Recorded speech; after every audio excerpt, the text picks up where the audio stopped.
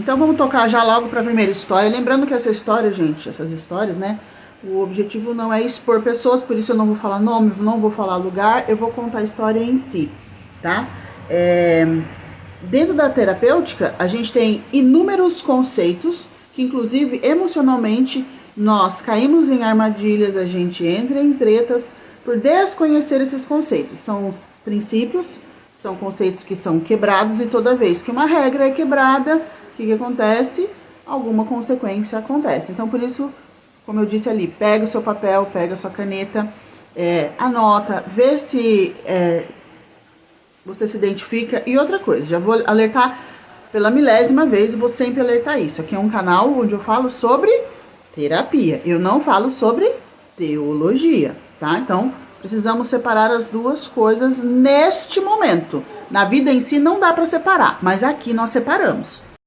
Então, o título dessa história é Eu Escolho Morrer. Por quê? Uma das coisas que nós acreditamos aqui na técnica que eu trabalho é que nós temos o poder de escolher as coisas. Nós escolhemos viver, nós escolhemos ter saúde, nós escolhemos adoecer, nós escolhemos inclusive morrer, tá? Por quê? Porque todo problema, ele é um mensageiro, tá? Ele nos traz alguma mensagem. Então, quando ele aparece para nos alertar sobre algo. Mas, quando as pessoas não têm o conhecimento, não entendem os conceitos, e ela vai apanhando da vida, o resultado é uma desilusão. Algumas pessoas, elas fazem o quê? Elas adoecem. Outras pessoas, elas enlouquecem, porque elas desligam da realidade para não morrer. E tem outras que simplesmente abrem mão e escolhem morrer. E às vezes ela morre de forma esdrúxula, ou ela simplesmente escolhe uma doença e morre. Então a história desse sujeito é mais ou menos assim. Ele era pastor de uma igreja, né? E infelizmente o casamento dele não funcionava. Ele tinha filhas, né, com essa esposa. Essa esposa traía, o casamento não ia muito legal. E por conta das regras eclesiásticas da igreja que ele frequentava, ele evitava separar. Por quê? Porque eu acho que durante um período não podia, depois o estatuto deu uma mudadinha e eles permitiram. Só que nessa época, qual que era o procedimento padrão da liderança máxima da igreja? O pastor começou a dar problema, a esposa do pastor começou a dar problema, o que a gente faz? Abafa os escândalos como? Transferindo de uma cidade para outra, de uma região para outra. Isso aqui não é uma crítica, tá bom? Enfim, aqui nós não analisamos se é moral ou se não é, se é correto ou se não é. Nós analisamos a história, nós nos ligamos a fatos. Então, o episódio ápice da vida desse sujeito em relação ao casamento dele é que enquanto ele estava na igreja, pregando, orando por pessoas, visitando doente no hospital, a esposa estava em casa fazendo o quê? Tramando algo para sair desse relacionamento. Conta a história que certa vez ele chegou, né, em casa e a esposa simplesmente tinha limpado a casa. Ela parou um caminhão de mudança na frente da casa, levou a mobília, foi embora, sumiu. E teoricamente, ou eu não me lembro se ela sumiu para morar com outro homem ou para namorar outro homem, ou se ela simplesmente sumiu para sair daquele relacionamento. Ele sendo pastor, aquilo seria um escândalo naquele lugar. Então, o que acontece? Ele comunica isso para a liderança transfere ele de cidade para que isso fosse um pouco apaziguado e as pessoas não ficassem fermentando aquilo para não causar problema na igreja local. Chegando na nova cidade, o que aconteceu? Deram para ele uma igreja novamente, porque é isso que ele faz, ele é pastor, ele tem um ministério, ele tem um chamado, o coração dele arde por isso. E começa a dar certo a igreja dele, começa a crescer, começa a prosperar. Adivinha quem aparece? A ex. Não, estava tudo errado, vamos resolver isso, a gente tem que ser feliz, aquela história, aquela balela. Ela queria exatamente aquele casamento? Talvez sim. Talvez ela só quisesse o rendimento ou o sucesso que aquele novo ministério estava trazendo. Não é lugar para julgar também. Mas depois ele, né? Então tá bom. Muitas vezes em nome de Deus, em nome da boa fama, em nome da boa aparência, eles reataram. O que ela fez? Fez a mesma coisa de novo. Abandonou esse sujeito na nova cidade. Só que aí já era outro lugar, eram outras pessoas, era bem mais confortável. Então ele já não se sentia mais na obrigação de mudar de cidade e a igreja continuou crescendo. E essa igreja cresceu muito na cidade, a ponto do superintendente, ou seja, o pastor que rege a cidade, chegar e falar para ele assim: olha, eu acho que você tem dom para abrir obras. Que tal eu trazer um pastor de um outro lugar, vou colocar na sua igreja e vou colocar você numa outra obra para você fazer o mesmo trabalho que você fez nessa, que fez crescer, fazer na outra também. Gente, pelo amor do pai, né? O cara come, vamos dizer, o pão que o diabo amassou, ou ele trabalha, ele luta ali naquele lugar, ele constrói um povo pro chefão vir e tirar ele? Não. Então o que eles fizeram? Decidiram que iam desmembrar da igreja mãe e os membros aceitaram e apoiaram. Maravilha! Parece que finalmente a vida desse pastor está dando certo. Será que é porque agora ele não está pecando? Será que é porque agora ele está agradando a Deus? Não, não é bem assim, tá bom? Nós estamos falando de emoções. Então ele foi acolhido por aquele povo. Ele foi abraçado por aquele povo, ele foi protegido por aquele povo. Lembre-se, toda vez que nós entramos em treta, essa treta ela vai remeter a alguma outra falha, alguma outra lacuna lá da infância, tá? Então, se a gente olhar para a vida desse menino na infância, desse pastor, provavelmente ele não teve coisas que eram básicas para uma criança, como proteção, provisão, justiça, inclusão, amor, carinho, tá? Coisas dessa forma. E então, o padrão doentio construído na infância segue na vida. Como? Caçando tretas. Para que ele tenha visibilidade, para que ele tenha justiça, para que ele tenha inclusão. Então, parece que pela primeira vez esse sujeito tem justiça. Por quê? Na primeira vez que a esposa fez aquilo com ele teve justiça? Não. Na segunda vez, ele teve justiça? Parece que ele teve. Por quê? Porque o povo da igreja abraçou ele com todo o amor, com todo o carinho, falou: não, vamos tocar o barco aqui, não tem nada a ver, águas passadas, você chegou aqui sem ela, você tentou e segue o barco. Só que, anote de novo mais um conceito. Toda vez que você passa por um problema, esse problema, ele continua repetindo. Então, não é porque você viu o problema. No caso ali, eu acho que ele nem viu que isso era um problema, uma repetição de padrão. Mas, o problema, ele vai voltando várias vezes para que você compreenda o objetivo dele. Então, o problema, ele aparece, primeiro, para te dizer algo que está errado. Segundo, para testar os seus limites. Por quê? Porque você já viu, você está tentando consertar, e aí você precisa colocar limite em situações, em pessoas, em lugares. Não, ele volta para testar a sua capacidade de colocar limites, ou ele volta para colocar uma coroa na tua cabeça e dizer, você...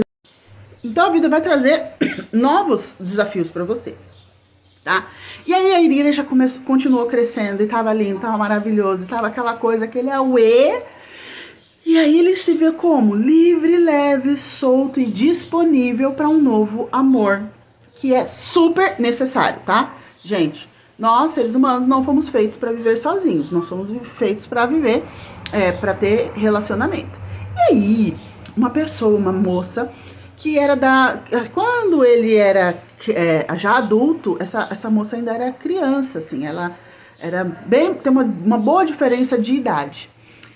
Ela começou a fazer parte dessa igreja, começou a frequentar essa igreja, e aí tá lá, né, o pastor, poxa vida, ele tem um negócio dele, ele tem a igreja, e eles começaram a trocar olhares, e aí brotou o quê? A paixão no coração desses dois. Finalmente, esse pastor está tendo justiça. Será mesmo?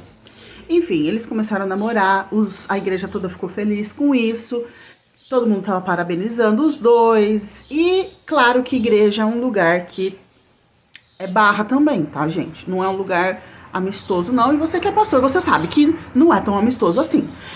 A galera começou a colocar uma pressão. Peraí, pastor, você tá namorando? Quanto tempo você vai ficar namorando? E aí, você vai casar? Que dia que você vai casar? Como que você vai casar? Onde você vai casar? E blá, blá, blá, blá, blá, blá, blá.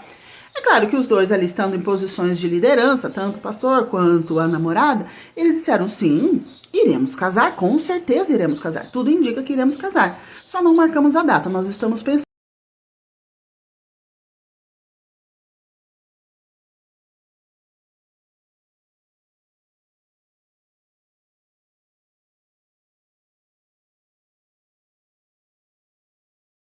E aí eu não sei por que cargas d'água.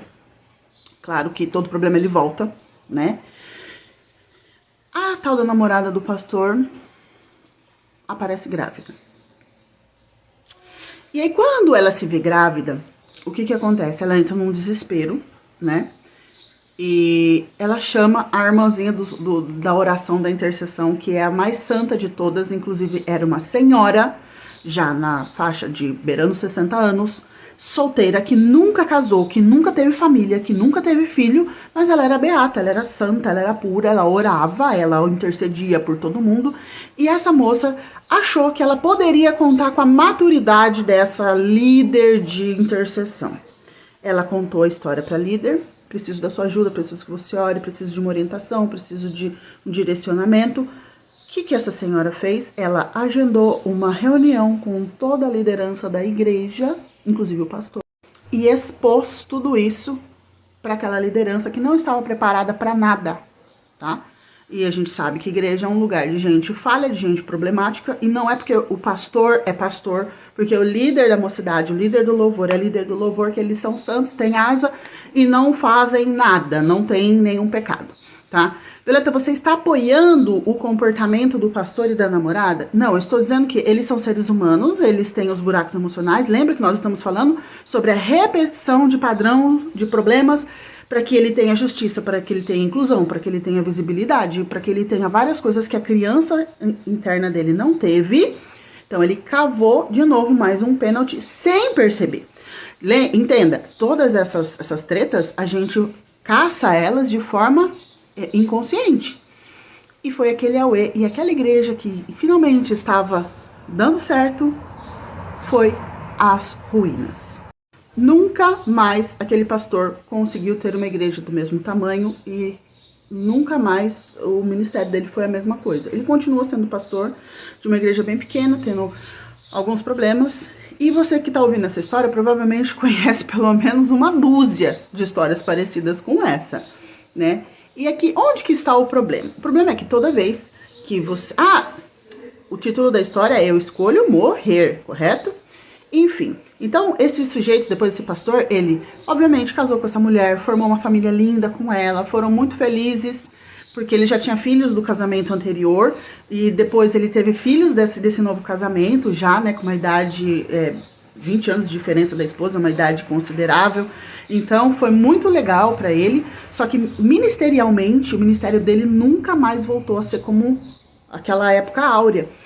E um belo dia, esse sujeito foi levar a mãe dele no hospital, e o pastor perguntou, o médico perguntou pra ele: então, sua mãe tá doente aí? Tem mais alguém que tá doente na tua casa? Ele falou: não, eu tive essa doença, mas acontece que eu já tô melhorando, tô legal, já tô fora do risco e tal. Ele falou assim: não, vamos ver como que você tá.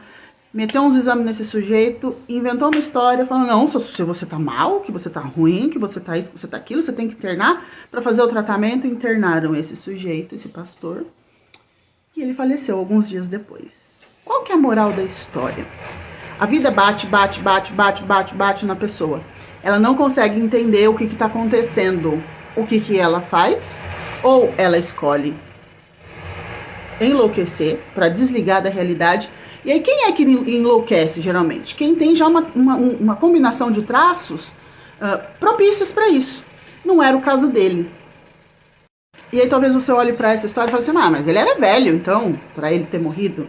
Não, peraí, a pessoa entrou andando no hospital e saiu alguns dias morto.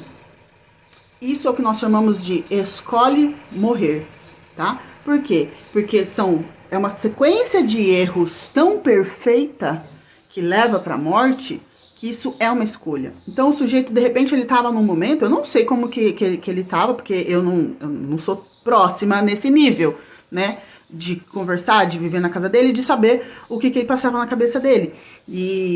Mas você entende que a pessoa, ela vai levando tanta pancada da vida, que ela vai fazendo escolhas, porque ele poderia ter dito: não, eu tô bem, você não vai pôr a mão em mim. Ou passado a mão na mãe dele e ido para outro hospital.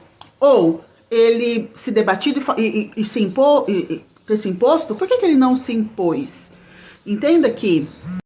Então, toda vez que você vê repetição ou desproporcionalidade em uma história, ali tem algo a ser trabalhado. Então, sempre isso vai esconder o quê? Algo a ser tratado em você. Por isso que, para você que é pastor, para você que lida com um monte de gente, as tretas, elas nunca são pessoais. Mais uma coisa que você precisa anotar no seu caderno. As tretas não são pessoais. Elas falam com você. Elas não falam sobre as pessoas. Então, eu tenho uma irmã lá que vive arrumando encrenca comigo. Então, a encrenca com você não fala sobre o mau caratismo dela. Claro que ela pode ser mau caráter.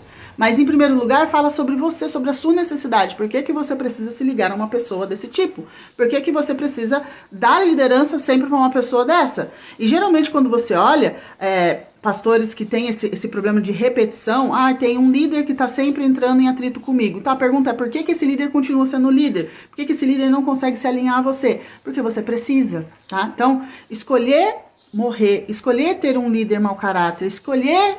E tudo isso é escolha. Então, agora vem o meu convite. Se você olhou para essa história, se identificou com algum desses conceitos, ouviu que isso também acontece na tua vida, Violeta, eu tô desesperada, eu preciso mudar minha vida. Então, venha pro processo terapêutico, tá? Porque a partir do momento que você resolve essas tretas dentro de você, você não precisa mais desse problema. Isso não quer dizer que você nunca mais terá. Ele sempre vai aparecer para testar você. Lembra que pelo menos ele vai aparecer aí no mínimo umas 3, 4 vezes. Por quê? Porque você vai primeiro ver, depois você vai colocar um limite, vai testar esse limite e depois você vai realmente falar, olha, eu não preciso disso. E vai chegar num momento que você vai começar a antever o problema, antever a treta. Você conversa com a pessoa e você já sabe que ela vai dar problema em determinada área. E a pergunta é, por que você escolhe colocar essa pessoa que vai dar problema nessa área? Se você tem condições de lidar com isso emocionalmente, segue. Agora, se você não tem, não segue. Simples assim. Bom, então eu espero você no direct, caso você queira agendar uma avaliação ou a terapia. Se você é do tipo de pessoa que não gosta de abrir, porque isso também é um problema, pastores não têm aonde colocar a sua cabeça para chorar, e tem pastores que eles estão tão machucados, eles estão tão... feridentos, tá? Que eles não conseguem nem ao menos contar a história dele, eles não conseguem nem ao menos dizer o que está acontecendo dentro dele, e às vezes eles nem sabem o que está acontecendo. Então, para você que está muito, muito, muito perdido e é muito, muito, muito arredio, você não confia nas pessoas, não precisa confiar em mim.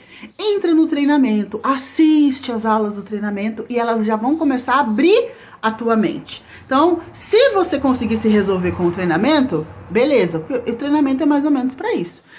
Se você precisar de ajuda, eu estou aqui.